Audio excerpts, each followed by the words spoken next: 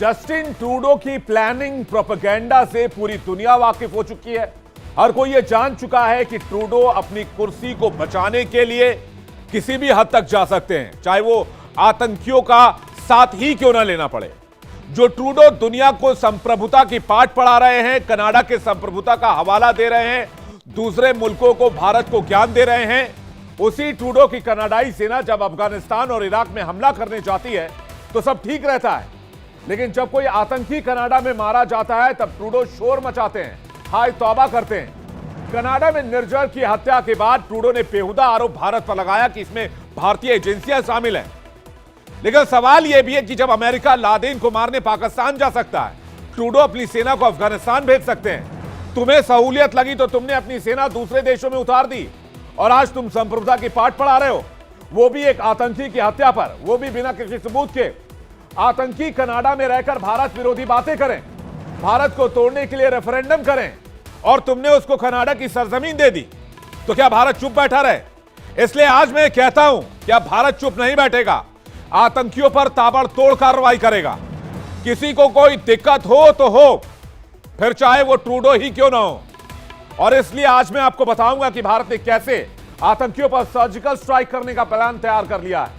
साथ ही यह भी बताऊंगा कि किस तरह से खालिस्तानी अपना प्रोपेगेंडा चलाते हैं और मोटी रकम कमाते हैं। लेकिन सबसे पहले तस्वीर देखिए, एनआईए के हिटलिस्ट की तस्वीर आपको दिखाते हैं। तस्वीर लेकर आइए। ये वो आतंकी हैं जिनकी हिटलिस्ट एनआईए ने जारी कर दी है। एक एक करके नाम पढ़ते जाइएगा, ये इसकी सारी डिटेल्स मैं आपको दूंगा इन आतंकियों की। इन आतंकियों की तस्वीर के साथ एनआईए ने मोस्ट वांटेड लिखकर इनकी तस्वीरों को चस्पा कर दिया है। इसमें गुरु फतवंत सिंह पन्नू भी है, सुखपाल सिंह भी है, जेएस धालीवाल भी है, हर तरह के नाम है इसमें। हर शख्स आपको इसमें जो दिख रहा है वो मोस्ट वांटेड है और वो भारत का मोस्ट वांटेड है, इनको याद रखना चाहिए। लिस्ट आपके सामने है, एनआईए ने जारी की है और एक एक कर नाम भी पढ़ लीजिए। इन आतंकियों के बुरे दिन शुरू हो चुके हैं और इसके लिए इनको ट्रूडो को धन्यवाद कहना चाहिए। एनआईए की लिस्ट में 19 आतंकी सारे विदेश में बैठकर भारत के खिलाफ साजिश कर रहे हैं। एनआईए ने अपनी हिट लिस्ट में यह भी बताया है कि आतंकी किसी भी देश में, आप देखिए ज्यादातर आतंकी अमेरिका, ब्रिटेन और कनाडा और पाकिस्तान में छिपे हुए हैं और ये मुल्क दुनिया को संप्रभुता का ज्ञान देते हैं और अपनी जमीन का इस्तेमाल आतंकियों को करने के लिए देते हैं। तो भारत सवाल क्यों नहीं पूछेगा? लिस्ट देख लीजिए, आपके सामने मैंने पूरी लिस्ट लगा दी है और इस लिस्ट में 19 आतंकियों के नाम है। परमजीत सिंह पम्मा, गुरु फतवंत सिंह पन्नू, कुलवंत सिंह मुठड़ा, आप ऐसे तमाम नाम पढ़ते जाइए। सुखपाल सिंह, हरप्रीत राणा सिंह, सरबजीत सिंह बेनूर, जसमीत सिंह, हकीम ज़ादा, कुलविंदर जीत सिंह, सरबजीत सिंह, रणजीत सिंह नीता, ये तमाम वो नाम है जिन पर अब एनआईए की नजर है। इन पर एनआईए का हंटर चलने वाला है और मैं आपको यह भी बता दूं कि ये एनआईए का आखिरी प्रहार होगा, लेकिन ये लिस्ट आखिरी नहीं होगी, क्योंकि इन आतंकियों का जो भारत विरोधी एजेंडा चलाते हैं उनका खेल खत्म होने वाला है। नाम और डिटेल आपके सामने आपकी टेलीविजन स्क्रीन पर है और एक एक करके वो नाम मैं आपको दिखा भी रहा हूं। इन आतंकियों की हिट लिस्ट एनआईए ने तैयार कर ली है। ये भारत के मोस्ट वांटेड हैं। 19 आतंकियों की लिस्ट जारी की गई, जिसकी तस्वीर इस वक्त आप देख रहे हैं। एनआईए की ताजा लिस्ट जो आज आई है, लेकिन इससे पहले कार्रवाई शुरू हो चुकी है। अभी कल ही खालिस्तानी आतंकी गुरु फतवंत सिंह पन्नू की प्रॉपर्टी को जब्त कर लिया गया।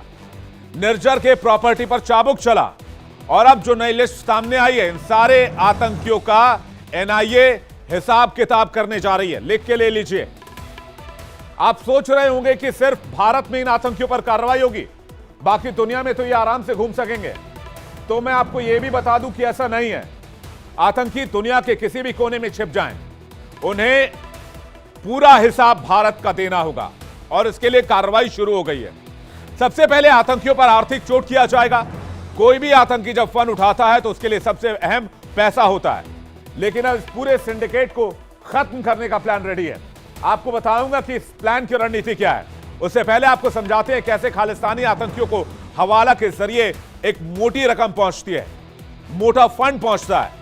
सबसे पहले खालिस्तानी आतंकी पंजाब, हरियाणा, दिल्ली, राजस्थान और बाकी राज्यों से पैसों की उगाही करते थे इलीगली।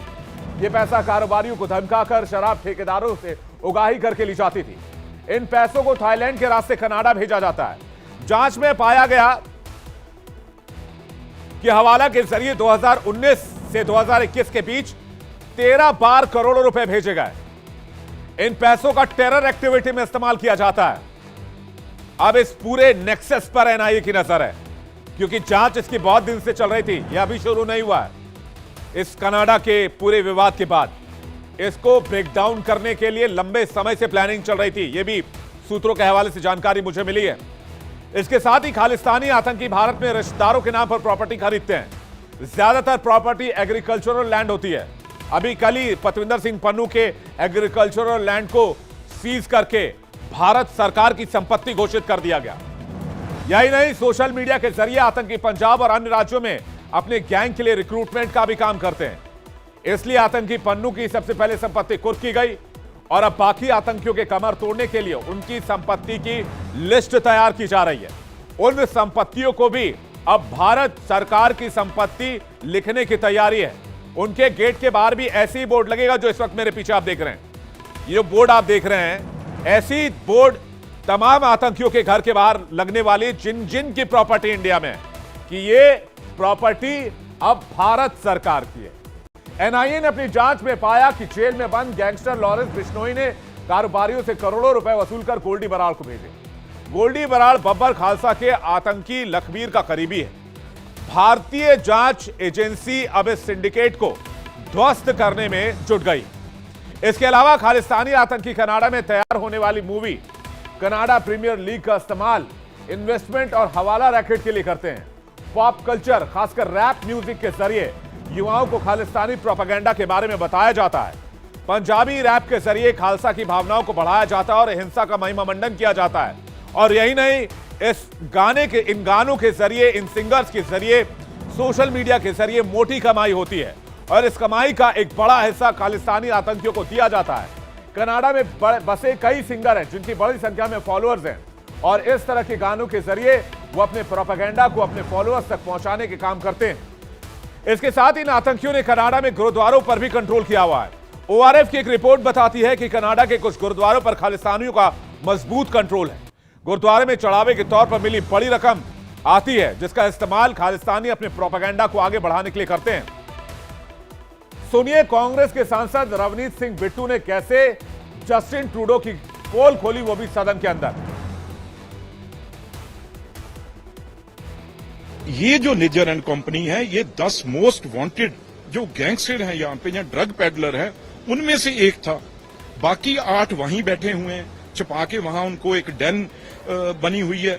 तो आगे जैसे पाकिस्तान हुआ करता था वैसे अब कनाडा ने रूप ले लिया है और जितना ड्रग पंजाब में है वो ये 10 गैंगस्टर और ये निजर जैसे वहां से ड्रग पंजाब में भेज रहे हैं हमारे नौजवानों को, पंजाबियों को तबाह करने के लिए। और ट्रूडो साहब को इन्होंने गुरुद्वारों के ऊपर कब्जा किया हुआ है। निजर एंड कंपनी ने 10 गुरुद्वारे थे जिसको इसने कब्जा किया था और वहां से जो हमारा चढ़ावा चढ़ता है वहां पे सारा पैसा वो ट्रूडो की पार्टी को जाता है। मैं कहूंगा जो लाखों के लाख, ये तो आधा % नहीं है लोग खालिस्तानी पन्नू जैसे जो कह रहे हैं हम हिंदुओं को यहां नहीं रहने देंगे। अरे गुरु नानक देव जी के टाइम से हिंदू सिख एक है, एक ही रहेगा। पन्नू जैसे कभी ये रिश्ते तोड़ नहीं सकेंगे। तो पन्नू जैसे कितने और कितने चले गए, सबका हिसाब किया भारत ने, लेकिन अब पूरा सिंडिकेट ध्वस्त करने की तैयारी है। कैसे, जरा वो भी समझ लेते हैं। जल्दी से ग्राफिक्स लेकर आइए। खालिस्तानी आतंकियों की प्रॉपर्टी अब सिलसिलेवार तरीके से जब्त की जाएगी, जिसकी शुरुआत हो चुकी है इस शख्स के जरिए, पतविंदर सिंह पन्नू, जिसकी प्रॉपर्टी जब्त की गई, जिसकी तस्वीर आप पीछे देख रहे हैं। इसके बाद इनके करीबियों की संपत्ति जब्त होगी। इनके OCID यानी ओवरसीज ऑफ इंडिया कार्ड को रद्द किया जाएगा। इस कार्ड की वजह से इन्हें भारत में एंट्री नहीं मिलेगी। भारत में इनकी अब नो एंट्री है, क्योंकि इस कार्ड की वजह से इनके आने जाने पर कोई रोक नहीं था, लेकिन अब यह पूरी तरह बैन है। कंप्लीट बैन मतलब बैन, बंद। 2 दिन पहले ही मोदी सरकार ने कनाडा में अपनी वीजा सर्विस पर अनिश्चित काल के लिए सस्पेंशन लगा दिया है, सस्पेंड कर दिया है। अगर ये वीजा के लिए आवेदन करते हैं तो वीजा मिलेगा नहीं, और अगर कार्ड के जरिए आने की कोशिश करते हैं तो कार्ड भी रद्द कर दिए जाएंगे। ये लोग भारत में अपने परिवार से भी नहीं मिल पाएंगे, यानी कि तगड़ा एक्शन करने की तैयारी है। इधर भारत सरकार ने आतंकियों पर हंटर चलाना शुरू कर दिया है, तो वहीं ट्रूडो के तेवर नरम पड़ते नजर आ रहे हैं। ट्रूडो ने कनाडा में खालिस्तान के समर्थन में लगे होर्डिंग और बैनर को हटाने का निर्देश जारी कर दिया है। खालिस्तानी समर्थकों ने अपने प्रोपेगेंडा को आगे बढ़ते हुए जगह जगह होर्डिंग और बैनर पोस्टर लगाए थे ताकि लोग इन्हें देखें और उनके एजेंडे से प्रभावित हो। लेकिन अब ट्रूडो ने कह दिया है ये बैनर और पोस्टर हटाए जाएंगे। ट्रूडो ने खालिस्तानी बैनर पोस्टर हटाने के निर्देश क्यों दिए हैं? दरअसल भारत की कड़ी आपत्ति के बाद यह फैसला लिया गया है। ब्रिटिश कोलंबिया प्रांत के प्रमुख इलाकों से एंटी इंडिया प्रोपेगेंडा मटेरियल हटाए जा रहे हैं। सरे, गिल्डफोर्ड, न्यूटन और वैले इलाके को खालिस्तानियों का गढ़ माना जाता है। यहां पहले से काफी पोस्टर थे जिसे अब हटाना शुरू कर दिया गया है। कनाडा, अमेरिका के बॉर्डर इलाकों में खालिस्तान समर्थक संगठनों को अपने प्रोपेगेंडा मटेरियल हटाने के क्लियर ऑर्डर जारी कर दिए गए और साफ कह दिया गया है कि इस तरह का कोई भी पोस्टर कनाडा में नहीं चलेगा। तो क्या है